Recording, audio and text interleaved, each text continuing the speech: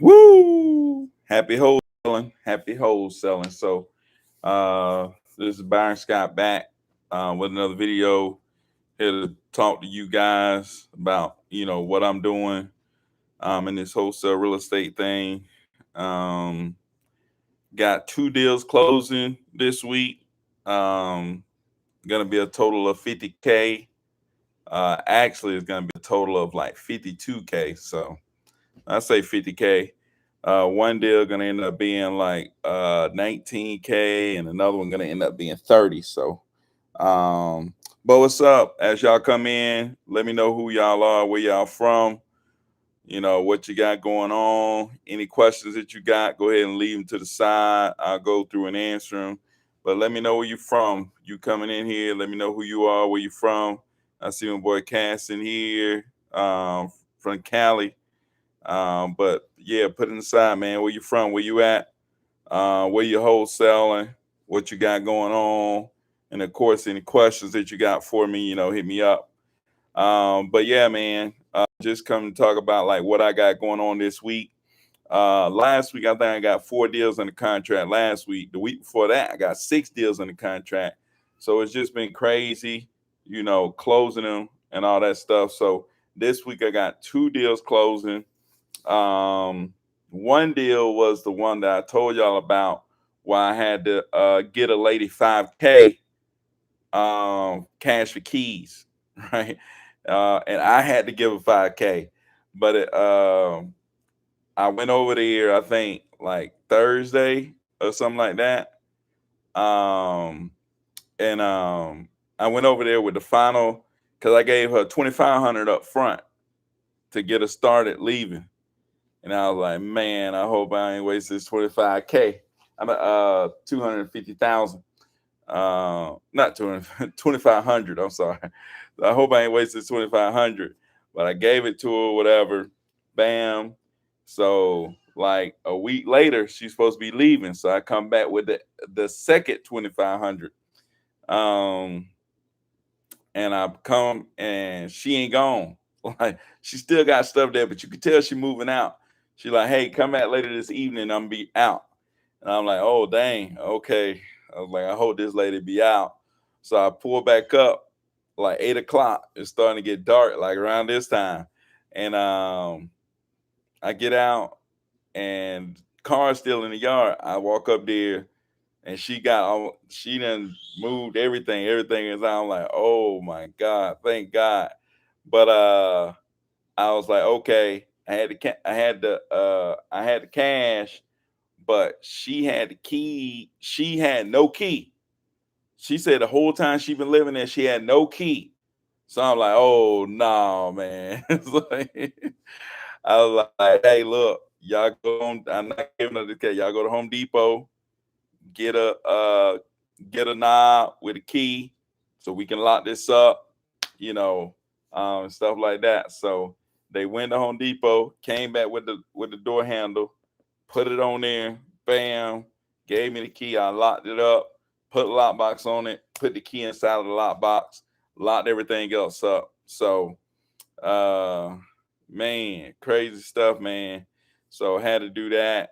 And that's gonna be the 19K deal. I think it was just a situation where the landlord needed, he was ready to get rid of it and she wasn't paying anyways. So she needed money to be able to pay other people off and to move somewhere else. So she was happy that she was getting cash and moving. He was happy because he had a tenant that wasn't paying. He can get the property sold.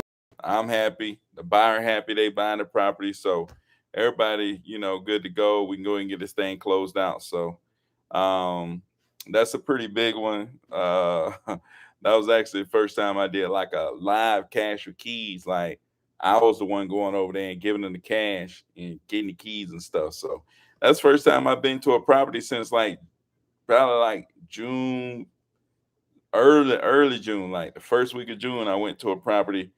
That was the last time I've been to a property. That was the first time I've been to the property since like June.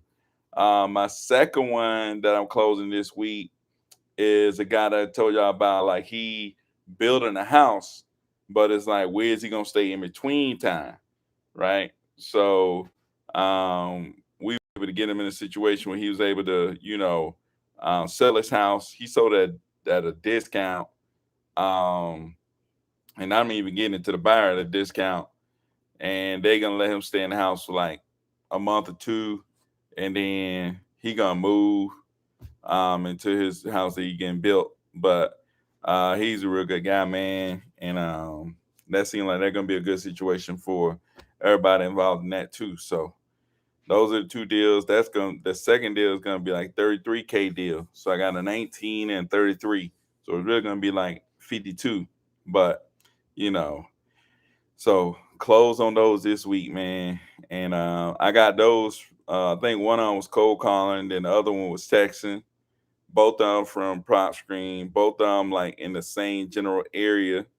Um, but yeah, that's kind of did it. One for texting, one for cold calling, and both of them was follow-ups, right? So like both of them was came from following up with people, follow up. The one, the 19K deal was like a continuous follow-up that I followed with him. And the 33K deal is where I follow up with the whole campaign, and he just happened to be in there and responded. And then, I was able to get on the phone with him, lock it up, all that stuff, bam, you know. So but yeah, man, that's kind of the deals I got going on. The process, when I got them on the contract, obviously I always reach out to the buyer before I put them on the contract. The buyer said, "Yeah, we can do it at this price." So we was able to do that. I sent the buyer over. I never went to these properties until I went to go do the cash keys, but I sent the buyer over. They looked at it, whatever, checked it out, say we was good to go. Um, so I sent the contract over to the buyer. They signed, and I sent it in to the attorney's office. And they start collecting everybody's information. And yeah, now I think um, both of them are double closing. Yeah, both of them are double closing. So both of them gonna be a double closing. So I'm gonna have to go in and sign, and then go in and sign for both of them. I actually went live at a closing this past week, and so it's just you just sit there and just sign papers or whatever, and so that's gonna be it, man. That's kind of how the week gonna go. One of them supposed to close on the 15th, so that's what Wednesday, and another one supposed to close on Friday 17th. So 1 week, $52,000, and then shoot, next week gonna be like 50K again. So that's kind of what I got going on, man. What type of properties do you mainly look for pre foreclosures? I just look for general, man. I don't look like for niche stuff. I look for general, but I look in certain areas, right? So I stick to the certain areas that I feel like are real, like transient, like people move in and out, and the areas is not too big, but areas is not too small.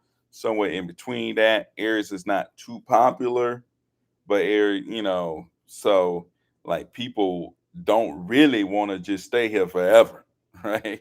Those areas people seem to be more willing to move and stuff like that. So, you know. But anyways, have you been doing virtual wholesaling for the last few months? I mean, like most of the time I don't go out to the property because I got a full-time job. So like at the beginning, I would go out to the property, whatever. But after like my first few, like I wasn't going out to the property that much because like the school year started back, and like I couldn't go out to these properties. So I was doing everything from the computer. You know what I'm saying? So most of the time it's been like, I guess, virtual. Um, what would be your ideal population size for an area? Ideally, like if I could just choose one, it'd probably be like a between 125,000 and 150,000. Right? It's not too big, not too small. I'm talking for a county, like for a county, like 150. You know what I'm saying? Like 150 would probably be around that 100 and around, 150, a little bit below that, a little bit above that. That seemed like a good size, um, population or whatever. And then it needs to be like 30 minutes from like a metro area, like a city. You know what I'm saying? So, like if you're in Tampa, maybe 30 minutes outside, you know what I'm saying? Or 30 minutes outside of Atlanta, or 30 minutes outside of Nashville, or 30 minutes outside of these cities. You can find those places that's like that, you know what I'm saying, that still got some stuff, but ain't got everything people would want, you know what I'm saying? So that would be the ideal size. Are you actually getting deals from owner occupied properties? Yeah. That one guy's owner occupied. Like he living in his property, he building a different property. So yeah, I'm getting deals from owner occupied properties too. So um but I only hit owner occupied within a certain area that I have a strong feeling about. Like I've done deals there, so it's like, dang, this area is kind of hot. So I go owner occupied too, and really hit them up, to gain some traction with, with them too, get more deals. But yeah, man. Where you from, Mr. Com Guy? Where y'all from, man? I see y'all responding in here. Where y'all from? Let me know, what y'all got going on, where y'all from, what y'all doing. But yeah, I just really just kind of hit like a general, area of people with high equity. But like, it has to be like a type of property that like the flippers that I deal with, the type of properties that they like, or the landlord people that I deal with, the type of properties that they like, if it doesn't fit their criteria, then I'm not searching for it. You know what I'm saying? So I search for what they want within my target area, right? So dang, NYC, where you wholesaling at, man? You wholesaling in New York? I know it's possible up there, man, but where you wholesaling that? So since I found out NYC is a attorney state, I've been more aiming to get into virtual space. Oh, I mean, attorney state. I think Georgia is attorney state too, so I don't think attorney state matter. You just got to find an area where it works best, for you. Um, so you just got to find an area where it works best for you, probably an area that you maybe know a little bit about. Like if a town or a city that's a metro city, it, even though you don't live there. Like you visited there, or people that live there, and they kind of know it. You know what I'm saying? um that those are the best places, man, when because you know where people like to live, where people don't really like to live, where there's a good population, but it's very, very transient. Like people are in and out of this area right here. Like people don't like to just settle down and just live here. Like people really like to live over there. But so you just know towns and cities like that. So what's up, Samuel Johnson? I got some in New York right now. Oh, dang. See there? Yo got some in New York right now. Goodness gracious. So what do you ask the title company when you need to turn in an agreement if they are accept them? Oh, if they would accept them or not? I mean, no, you just you probably need to talk to a title company like whenever. It doesn't even matter. You ain't gotta have no deal. Talk to the title company or attorney's office. Say, hey, look, do y'all work with wholesalers? Right? Just be straight up. They don't work with wholesalers. Move on. Like you can go to these Facebook groups like for your area. Like say if you're in New York, go to New York Real Estate Investors on Facebook, and then you can put a message in there. What's the wholesale friendly attorney in this town? You know what I'm saying? Or like if you're in Georgia, what's the wholesale friendly attorney in this place, or near Atlanta, or near Augusta, or near whatever. Those people who do wholesaling or even flippers, they'll be able to tell you, hey, go over here to this guy. They'll take care of you, whatever. So just hit up those Facebook groups and ask them for what title company or attorney's office you should use. But yeah, Let me see. But yeah, man, I think I need to actually do that to find an attorney's office in Nashville, man. It's like, I gotta find a better. I gotta find a better attorney's office in Nashville. I worked with one, but it's like, man, they were terrible. Like they was trying to get me to do everything. It's like, dude, y'all the attorney, y'all the title company. Like y'all should be doing stuff. It's like, yeah,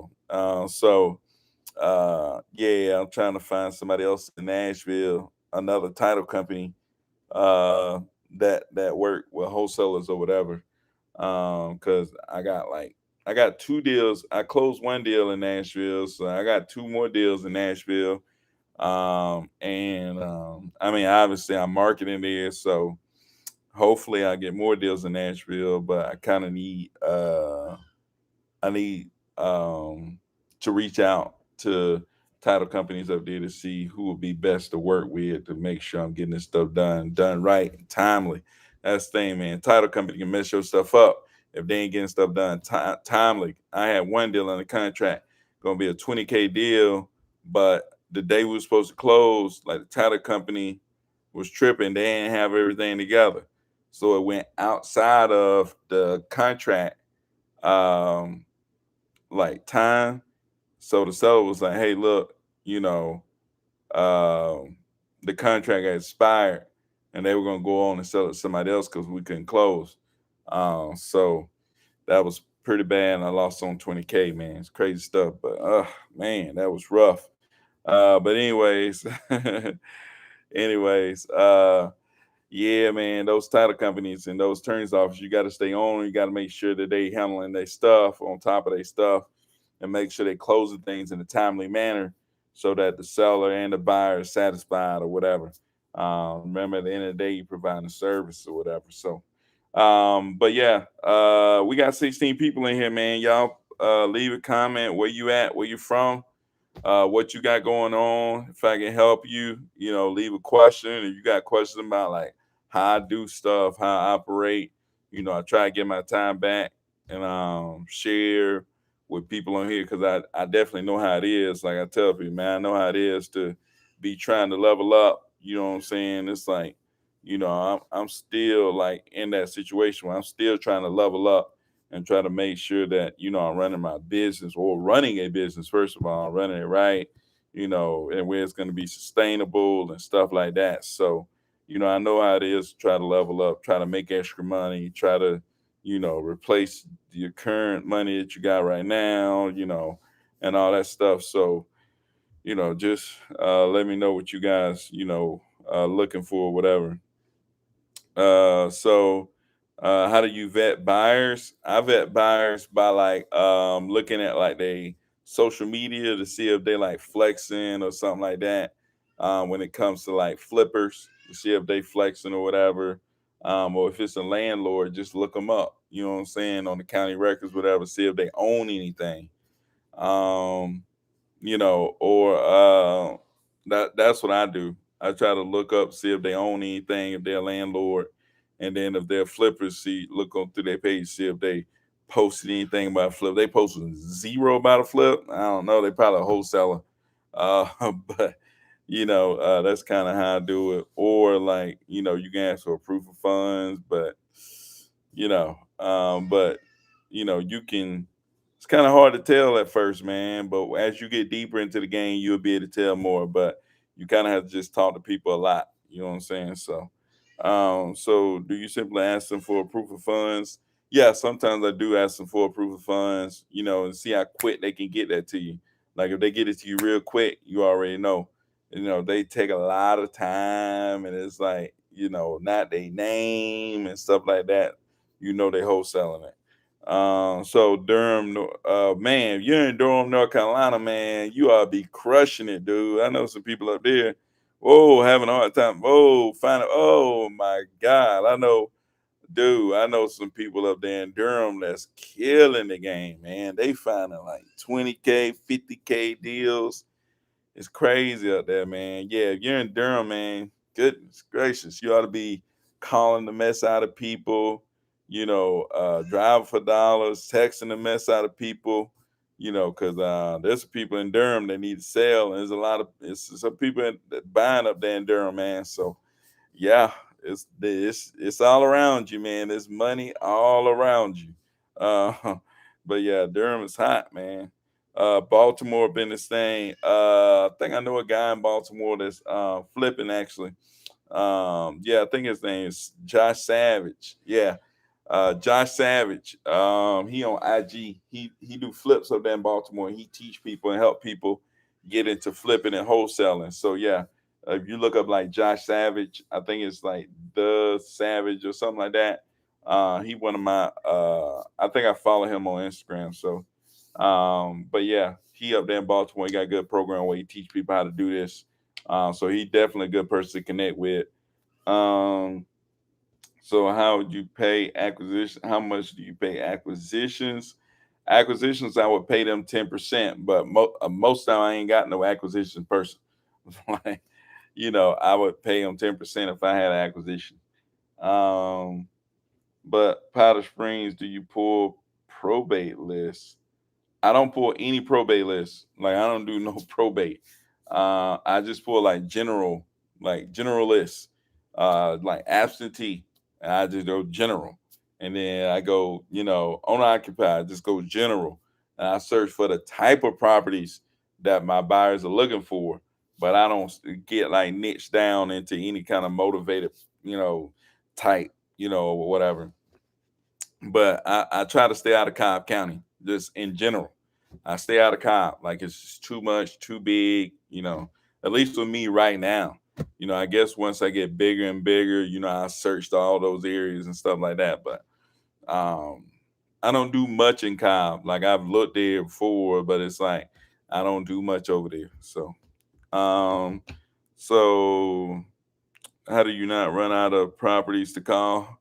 Dude, there's a lot of properties in the Atlanta area. I don't know, what other areas you in or where y'all at, but I mean, you look around Atlanta, man.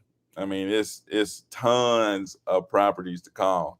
Like, man, I guess at some point you'll run out of people to call, but by the time you call all those people, now it's time to recall the people that you called from the beginning. It's like, it's like, it's time to, do it all over again. I guess if you're doing too much, then I guess you need to go to another city, and then do the same thing there. Then go to another city, and I guess that's how you get these national home buyers or whatever that be doing that, like Sean Terry them and all them boys that buy all over the nation, stuff like that. Um, for cold calling, do you use a smart dollar or do you utilize virtual assistants? I use virtual assistants. My virtual assistants, we use call tools. Call tools is a system, is a dollar that you can use to dial out, you know, people, and that's what we use. Um, but for cold calling, okay. When you mentioned that you go general, does equity really matter? Yes, equity really does matter. So I've started to put like 30% equity. Uh anybody got at least 30% equity, because even if they ain't got enough equity, you always can find a way maybe to like do something creative, or whatever. I go 30% equity. I search for properties that's like, not too low, not too high. So I wouldn't go above like 400,000s, but I wouldn't go below like 100,000s or something like that. So try to keep that, a general, I just try to keep it general and try to search for houses that are in neighborhoods. You know what I'm saying? And just hitting people up, just like a very, very targeted area though. And then, we'll see what we get. You know what I'm saying? Just stay consistent, man, and make your texts every day, make your calls every day, send out my voice broadcast every day, and then just see what I get. You know what I'm saying? That's kind of what I'm doing, man. It's kind of what I do. Um, So, what do you set your property search at on prop screen? Like 3 bedrooms, 1 bath? No, I actually don't put bedrooms and bathrooms on there at all because like it sometimes that mess up the search because like you have like these unknown records, um, like with somebody hadn't put in the record right, and I found one of those. Like I just got one under contract, gonna be a 20K deal, supposed to close on the 24th, but he got an unknown record. And I saw it, I was like, dang, I guarantee a lot of people hadn't called him because like it doesn't say how many bathrooms he got. So you to search, doesn't even say in the prop screen or even like on the county records and then how many bedrooms this man got. So I hit him up, end up getting a deal, word out, gonna be 20K. He told somebody, one of his neighbors about us, and that's gonna be, I think, 13 or 15. Somehow those two properties together gonna be 35K. So bam. Yep. I don't put that in there. So I kind of try to keep it pretty general. Now if I get a crazy list, I may put, some bedrooms and bathrooms in there. I do put square footage. Like I want to stay above like 1,000 square feet or 1,100 square feet. I don't want to go below 1,100 square feet. Just get too small. Um, but let me see. And years of ownership. It all depends on what kind of list you want, man. If you want big lists, then do less years on ownership. You want smaller lists, go more years ownership. So so naturally you start off with higher years of ownership, like 10, and then when you maybe try to make your list smaller because you don't have as much funds. But as you get deals, my years of ownership like come down. But I don't think I never go below like 3 years ownership. I would never go below that. But my most of the time I'm at like 7 years of ownership. Like you own your house for 7 years. That's generally what I hit for like for that. Um, but yeah, man. Yep. But that's kind of what I do. Um, Adrian, where you at? Where you looking at or whatever? Um, y'all tell me where y'all from. I know we got somebody in here from Durham and Baltimore and New York, but there's some more y'all up in this thing. But yeah, like I was telling y'all, man, I got like 50K closing this week, like 52. Next week it's gonna be like 50, and then the next week it's gonna be like almost 50 again. It's gonna be like I think like 40 something. So hopefully I can close all these, man. Hopefully all these can go ahead and close. I feel pretty good about them. Just got to make sure we get everybody to the closing table, man. We get everybody to the closing table should be around that 140, 150. So I should land somewhere in between that 140, 150 for this month. Crazy stuff, man. And then building up next month, I got one, two, I think two that's supposed to close. I think two, maybe three. I think it's two or three that's supposed to close already in October. So we're gonna see. Just keep getting stuff under contract this week. Another full week. So let's see what we can get under contract, man. I got a couple in the pipeline that I'm hoping I can get under contract. So see if we can get some under contract. And oh dang, yeah, I got one. I got one, two, three, and three that want to close in October. I think. Yeah, I think so. But anyway, so just trying to work and get some under contract. Like every day, I want to get something under contract. At this point, it's like I need a deal every day. It's like this. Like, at this point, it's like you get hungry and hungry, man. It's like you want a deal every day. You know what I'm saying? So, but anyway, so as far as the business setup, how do you set it up? LLC, business email, logo on the contracts. voicemails on the phone numbers. Yep, that's how you want to do it, man. All that. It's like, but yeah, you can set up LLC or whatever. That's just what I did. There's other people out there. I guess I'm getting to the point where it's like, okay, did I really set this up right? You know what I'm saying? It's like, I need people to check out my LLC, check out, what I got going on for that.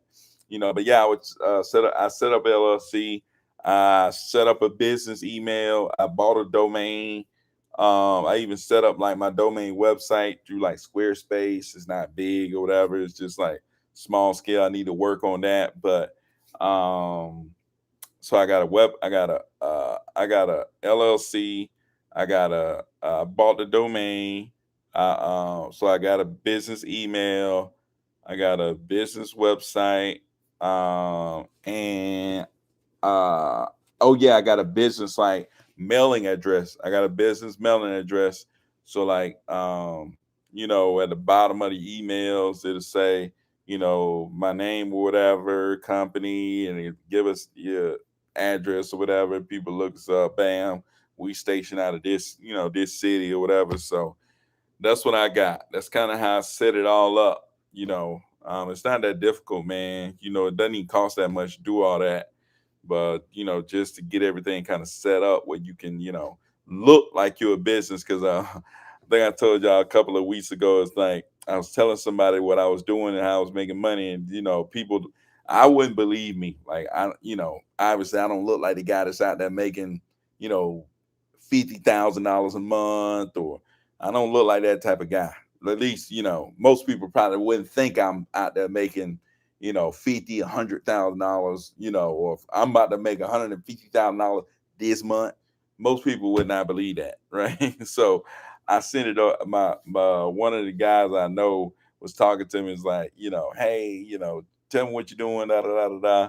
And I was sending him an email, and I think his wife saw it. He was like, he working for somebody. He ain't, this ain't his company. He working for somebody. But I was like, that's great. You want people to believe you want them to think, oh, this is a company. You know what I'm saying? That's what you want.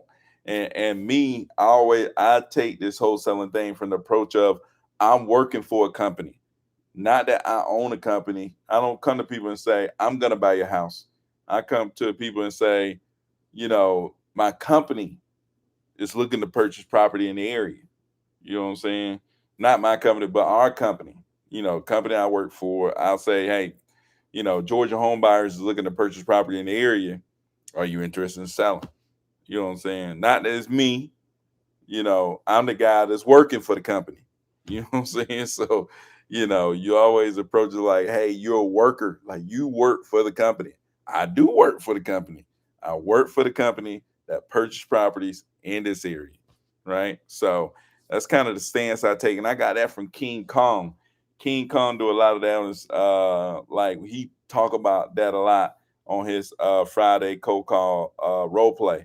Like you want to make sure that they know that hey, I work for a company. I'm doing my job. My job is to do this, and see if we can work out a situation that can work for you and work for our company. So but yeah, so let's see where we at. I'm in Baltimore looking to purchase wholesale, and Georgia, North Carolina, and continue to do my thing here in Baltimore. Yeah, that's what's up. Keep doing your thing in Baltimore. I would go somewhere that I know about. You know what I'm saying? It's like sometimes people try to get into places they don't know nothing about it. They go and they're like, why they ain't getting no traction or whatever. You either need to know the area or you really need to study it. You know what I'm saying? Study and look at it, and you really need to study the area and get familiar with what you're trying to do. You know what I'm saying? Just got to study markets. You know what I'm saying? So, you know. But anyway, so I have potential lead on a 2-1 in Mableton. I'm sure if anyone is interested in 2-1, what do you think? I don't know. Like I said, I try to stay out of Cobb County. But because it's just so competitive, man, and like people, I don't know. I try to stay out of that area. But I mean, if it's a deal, I would throw it out there. I don't know if you got it under contract or whatever. um, or how much you got in a contract for. But I mean, if it makes sense, you can send it to me, and I mean, I know people who buying in that area, so I just don't really look in that area. It's just super competitive, you know. You spend a lot of money to, you know, to generate leads and stuff like that, or close a deal and stuff. So, you know, try to stay out of those areas, man. But you're always recommending agents to find cash buyers. My question is, the agents is involved. How do you work around them to buy your pack and move forward? Uh, I mean, it really doesn't matter. Like the deal I'm closing, the 19K deal I'm closing, I'm working through an agent. You know what I'm saying? So the buyer pays the agent. I don't pay the agent. The buyer pays the agent. You know what I'm saying? So I ain't worried about it. Like most of these people that y'all see, like Sean Terry, the real estate Diddy, talk about it. Like they sell a lot of their properties through agents. It's like the agents work with all these buyers, man. You know what I'm saying? Just the buyer gonna pay for their own agent, and then you gonna get your piece. You know what I'm saying? So I mean, and then if there's a situation, like I've had the situation, like I work through an agent, then I find a way to get to the buyer, and then I will get to the buyer, but I'm not super focused on that. If I'm able to go through this agent and make money, you know, I'm gonna keep doing it. You know what I'm saying? I keep feeding them, because a lot of time an agent just ain't got one buyer. They have like 30 of them.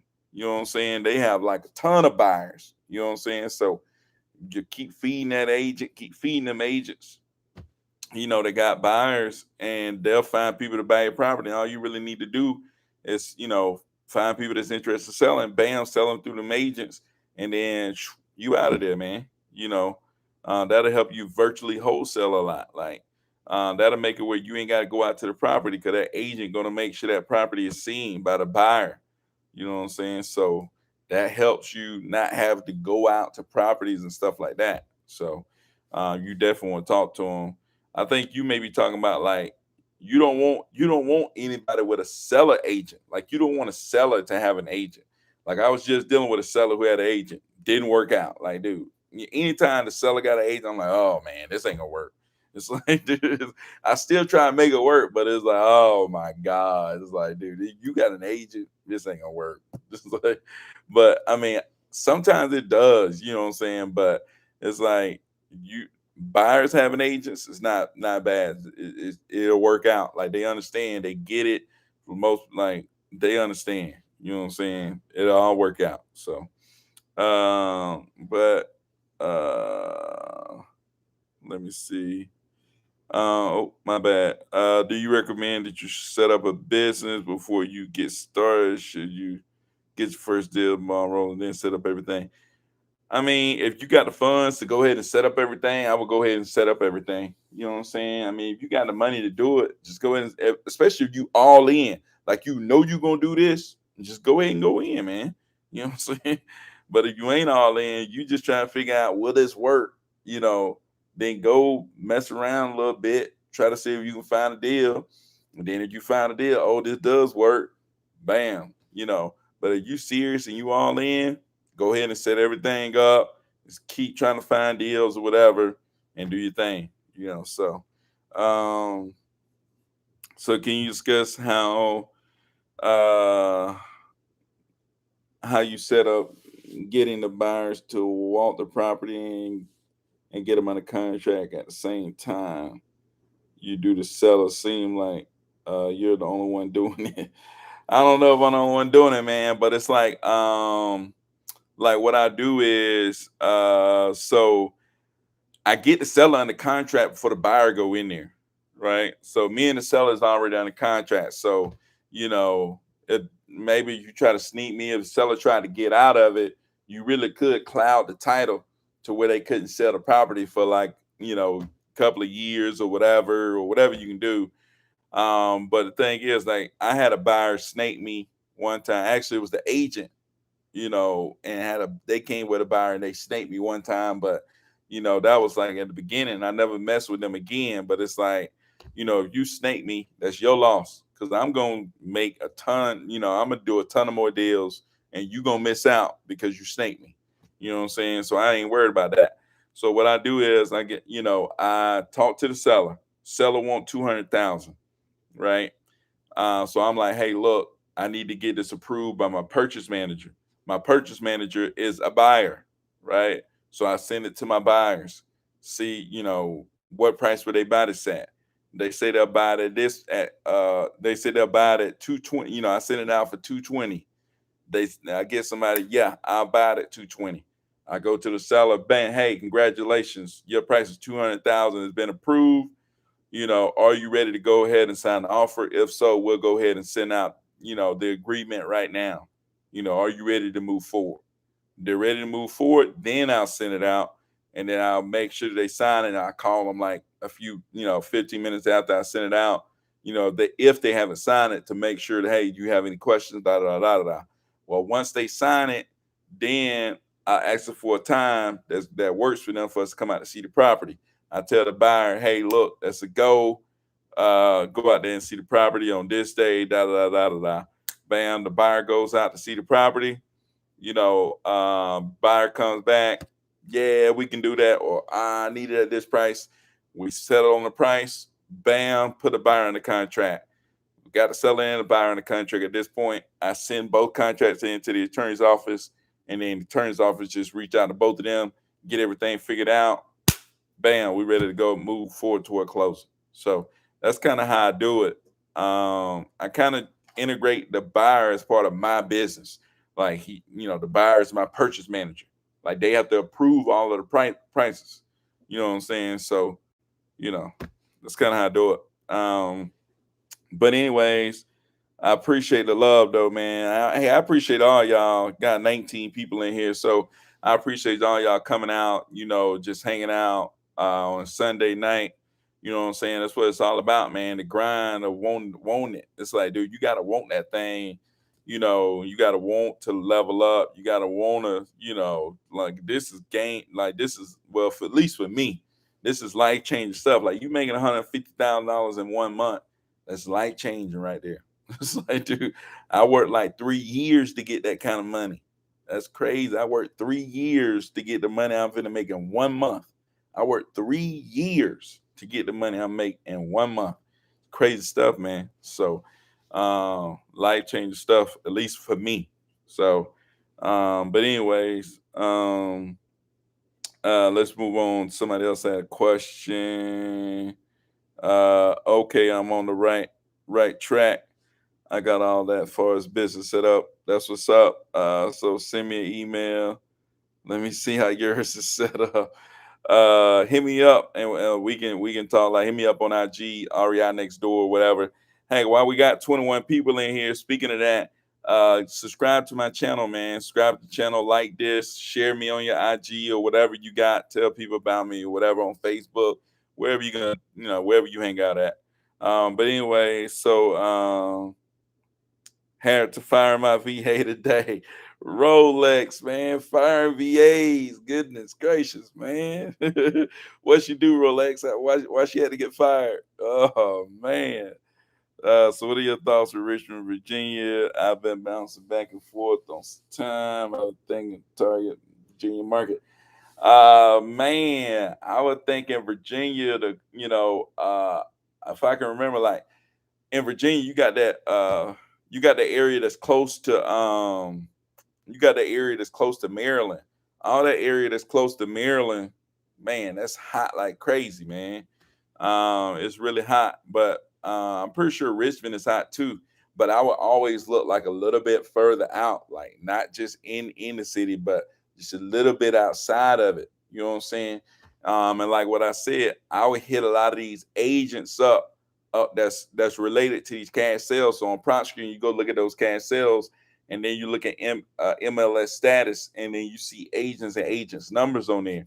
I would call these agents and hit them up. Call these agents and figure out who's working with cash buyers. And if they're not working with cash buyers, anybody at your brokerage working with cash buyers, do you know anybody at your brokerage that work with cash buyers, right? And then try to find somebody who work with cash buyers. Once you find these agents who working with the cash buyers, then you can Then you connect with them and figure out, hey, what these cash buyers looking for. And then once you figure out what they're looking for and where they're looking, like where will they buy, then you can figure out, okay, let me target this area right here and really hone in on that area and start, marketing to them real strong. So, but yeah, that's what I would do. Let me see. Big D, what's up, man? What's up, Big D? Um, so do you hit the agent up again when you have another property under contract? Yeah. I mean, I have a relationship. So you talk to them, let them know what you got, just send them out the stuff as it come in. Once somebody's really interested and you build a relationship with them, you talk to these people to where they know you and you know them. It's like, oh yeah, this guy's for real. You know what I'm saying? So you want to build that relationship, talk to them a lot. So do you have you do plenty of deals with agents and wholesaling? There are some agents that are just about their bread, so they will they will tack on their agent fee and bring you a buyer. Yeah, no doubt, man, no doubt. So, long as the agent tack on their fee on the buyer end, you ain't really got nothing to worry about, man. You just do your thing, get in the property, they'll get it sold, bam, you'll be good to go. So I see it like this: I'll pay them 250 or whatever the fee is, and then I make 50 out the deal. Yeah, no doubt, man. I mean, I don't pay them; the buyer pays them. It's like I ask them for a price. It's like whatever, and then they can charge the buyer whatever commission they want to charge the buyer. The seller ain't got no agent. The buyer is this is the buyer agent. They charge that buyer a commission. You know what I'm saying? And bam, I make what I asked for. It's like I'm gonna make what if I look at the deal like, this should be a 20K. Send it to them for a 20K profit. They say, okay, I'm making 20K. Doesn't matter. You know what I'm saying? So that's kind of how I see it. Uh somebody said, let me go back up. Let me see. Oh, okay. Want a 50-50. So agents never want a 50-50 split. And man, cool, 3%. See you awkward. Man, I mean, agent can want all they want. It doesn't matter what they want, man. It's like you charge your commission. It's like, no, I'm not giving you anything. This is the asking price. They don't even have to know what you're making. This is the asking price. Period. It's like they don't even know I got it under contract for it. This is the asking price. Period. So but anyways, so how many months do you think it would take us to get a deal if we cold calling? I don't know. It depends on where you calling, how many people you calling every day, all that stuff. It varies a lot. But I can tell you, if you stay consistent, you'll run into a deal, man. You just got to stay consistent at whatever you're doing. So bro, you just got crazy gems, just broke down the whole process. Hey, yeah, I hope I'm doing something, man. Just trying to bring value while I can. Um, so yes, usually the agents person in my network that are bringing the cash buyers. I don't know. Yep, they already know you're a wholesaler. Always double close over 5K. I always say double close over 10K, but yay, 5K. I like to protect my funds. You know what I'm saying? If it's a deal I really need, I'm double closing it all day. It's like if it's one that I really care about, it's like I gotta get this one. I'll double close that mug. I don't even care. It's like I'll pay $600 just to have a peace of mind. Like ain't nobody in nobody business. These people are the seller and stay in your lane. I bought your property. Buyer stay in your lane. I sold you the property. Everybody stay in their lane, man. So, but yeah, that's a good one, man. So when virtual wholesale once contract is signed and you find a buyer, when the buyer meets up with the owner of the property to buy the house in all cash, how do you get an assignment fee? So everything happens through an attorney's office, so or a title company. So you sign the contract with the seller first, and then the buyer go look at the property, whatever. You already got the contract with the seller. Buyer come back and say, yeah, I can buy it at this price. If you want to do an assignment, you send them over an assignment agreement, right? And the assignment contract will spell out that, hey, look, they're going to be taking your spot in the contract with the seller, and they will be taking it over, and this will be the fee. And then it'll spell out the fee. You know what I'm saying? Maybe 5,000, maybe 15, maybe 30,000. You know, that buyer's, got to be cool with paying a $30,000 assignment fee. Some buyers don't care. Some buyers do care. But like I said, like if I need a deal, I'm double closing it. You know what I'm saying? If I got to sell in the contract for 100,000 and I know I'm gonna sell it to him for 130, because I'm just writing up a contract for 130,000 for him. You don't even know how much I got it in the contract for. You don't need to know. So the only thing you need to know is I'm selling it to you for 130. That's it. So yeah, that's how you keep all that everybody in their own lane. So let me see. Your videos really helping me take my business to the next level. Hey, appreciate it, man. Seem like you already got your junk going. So, you know, pretty sure you got plenty of stuff that can help me out too, man. It's all good. So I just get on here and try to share what I can. So how does that look on the contract? Do you draw up a JV contract for the agent's commissions? No. Most of the time what happens is like these agents like to draw up their own contracts. So like they'll draw up a contract, buying the property at the price that you give them. And then most of the time, like with these agents, most of the time it's a double closing. Most of the time it's a double closing. Or even if you assign it, they'll put a clause in there that mention that the buyer would be paying the 3% commission. You know what I'm saying? Or buyer will be paying this much in a commission to the agent or whatever. So if it's a double closing, the agent will draw up a contract or whatever, or we'll just the agent usually draw up the contract or whatever and put the purchase price you asked for, and it'll have their commission there that the buyer is going to pay. And then if it's an assignment, we'll put a clause in there that says the buyer will pay 3% commission to the agent. You know what I'm saying? So it's just all in the paperwork, man. So thanks a lot. I've been watching your videos past week or two. Been trying to get started versus wholesaling. Just quite know how the full process, step one to the last step. Yeah, you ain't gonna know the full process, man. That's the thing. Like I put my first deal in a contract. No.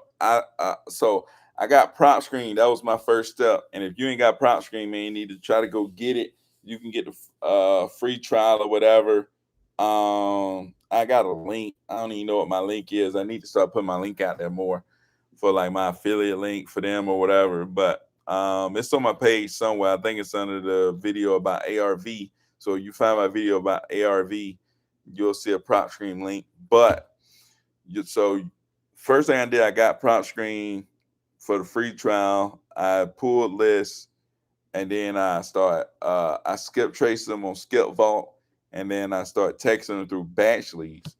Well, after I did that, somebody was interested in selling, and then I found a buyer that I was like, dang, what's next? I didn't know what to do next. I didn't know how to fill out a contract. So what do? I go on Flipman video, bam, how to fill out a contract. So I watched him. The person I had already been through most of the process. I didn't know first step to the last step. So I got the contract filled out, and I didn't know how to send them an e-signature. So I had to go watch a video about that. Figure out how to send them e-signature. Send them the e-signature. They signed it. Okay. You know. So then I took the buyer out there to see the property. I went out there with them. Um, but like I didn't know the process. I didn't know about the attorney's office. So like I called the attorney's office, like, hey, I really don't know what I'm doing, but I'm a wholesaler and I got a property I need closed. And they, what do I need to do? So that's the thing, man. You're not gonna know all the steps. You just got to you got to get the process started, and then you got to keep looking for the next step. You know what I'm saying? You get the process started and you keep looking for the next step. Go look for the next step. And then when you do that, go look for the next step. I mean, you kind of learn as much as you can about the whole process, but then you just start completing the steps and you look for the next one, look for the next one, look for the next one, look for the next one. You know what I'm saying? So that's kind of how I did it. So you put money back in immediately. Hold on, let me see. So I have my business going, but haven't been scaling. It's overdue. How long after your first deal did you get? Yeah. Well, after my first deals, when I got like my VA and all that stuff, so that's when I started really putting. I guess from my first deal, I just started putting more money in the marketing a little bit, and then I start seeing stuff. When I see something, I turn it up a little bit, and then like I just been turning it up, little, little, little. Just turn it up, turn it up. Like right now, I'm trying to turn it up more, since I have more money coming in. It's like turn the marketing up, you know what I'm saying? So if you watch the All In podcast, that's a big one. They talk about how spending money on marketing is not spending money on marketing. It's actually investing in your company. You know what I'm saying? It's like you're looking to get a return, when you put in that marketing. Um, but you got to know your numbers to know that, hey, if I spend more money, if I spend this much money and reach out to this many people, I'm gonna get this many leads, I'm gonna get this many on the contract, I'm gonna get this many closings, I'm gonna make this much money. I should. So you gotta know your numbers for that. So on average, how far out are your closings after getting on the contract? I would say on average right now it's starting to be like probably like 30 days, probably a little less, probably like a little less than 30 days. I would say in between 20 and 30 days, something like that. How large a list do you pull? How many text messages do you send per day? So I'm trying to send 5,000 a day. So I'm trying to send 5,000 text messages every day. I'm also trying to call 5,000 people a day. You know what I'm saying? That's my goal. Call 5,000, text 5,000. That's what I'm trying to do every day. Um, then our voice broadcast that just run like automatic. It's calling like 30 people. I think 30 people a minute or something like that. Or, yeah, something like that. It's either 30 people a minute or 30 people an hour or something like that. But the voice broadcasting just go out automatic. It's like a blast. So, but anyway, so that's my goal. I had been doing like 2,000 a day, but now I want to turn that up to 5,000. So, trying to get there every day.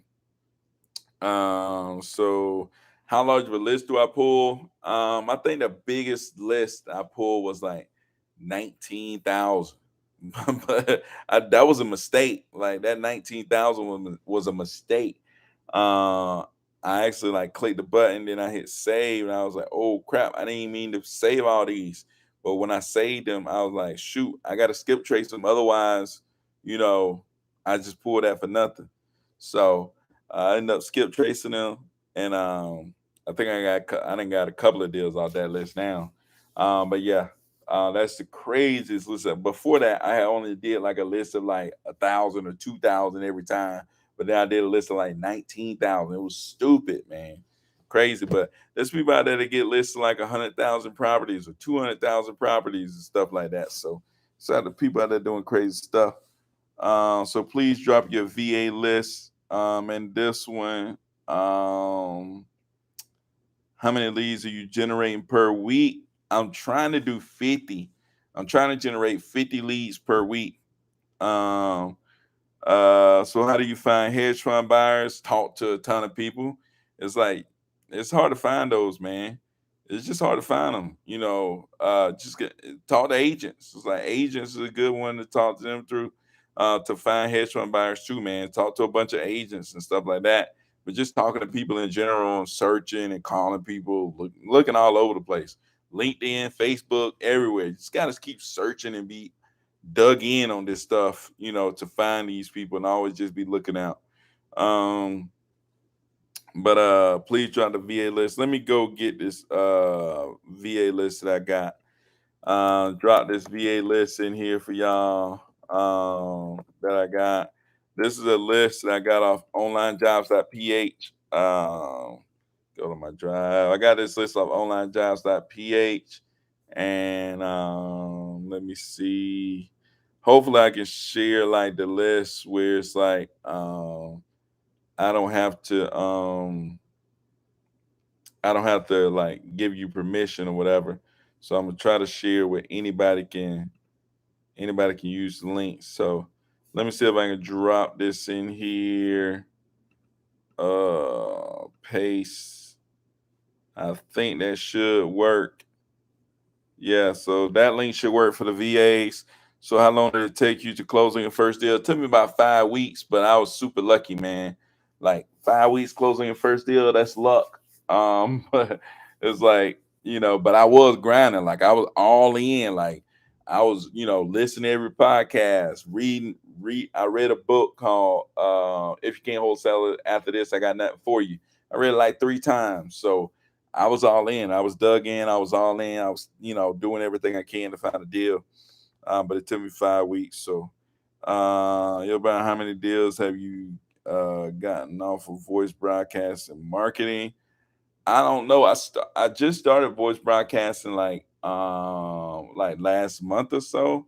I would think I got like 2 or 3 deals off of it. I think I'm averaging like a deal a month off that. So I think that's what I'm doing right now. I think I'm almost averaging like a deal a month. But hey, that's 10K. It's like, dude, what you want, but anyways, but yeah, that's what I got. And it's 9 o'clock. So I'm about to have to get out this thing, man. Appreciate y'all coming out. Like I said, share my stuff everywhere y'all going. Subscribe to the channel or whatever. I appreciate y'all coming out. I'm gonna try to go live at least 2 or 3 times this week. Try to get on schedule somehow. I gotta get on the schedule of going live at night. It may be late though. Is that cool? Like I go live late. What's too late? Like I don't know what's too late. Like sometimes I'd be like, man, it's 10 o'clock. I could go live at 10.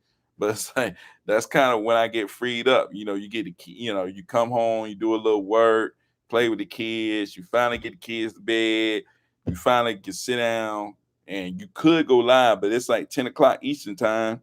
But I know my boy Cass over there on the West Coast will be up with me, but you know, I know I'd be up, but how much you spend on the voice drops, just depends, man. You can spend whatever you want to spend. I'm spending $600 a month. So I probably already know the answer to this, but what what what all do virtual assistants do? Whatever you want them to do, man. It's like my virtual assistants do all kind of different stuff. They cold call, they text, send contracts out, all kind of stuff, man. Anything I think of, they'll do it. Um, but sure glad you became a wholesaler and not an agent. Yeah, man. It's like, dude, I definitely wouldn't be no agent, man. But big ups, appreciate it. Cass for sure, man. Cass always hit me up, man. Thank you, ladies. Good. So once you had a cash buyer and the seller, do you also have to find a title company? Yeah. Once you had a cash buyer and the seller, you find a title, or you can just find a title company like right now. Just call some title company, or just go into Facebook and look in your area for a real estate group, and then say, "Hey, anybody got a good closing attorney and your wholesale friendly closing attorney?" And then now you already know who you're gonna hit up. You know what I'm saying? And then go ahead and call them like, "Hey, I'm wholesaling in the area. I need to close a deal with y'all. What would y'all need from me?" And then you already know what they're gonna need from you. And then once you find the seller, find the buyer, bam, you call them up. Hey, I got one for closing. I'm going to email it over to y'all. Y'all said y'all would need. Is that correct? You know what I'm saying? Then boop, send them over what they need. So I'm up at 10. That's what's up. Maybe hitting y'all up.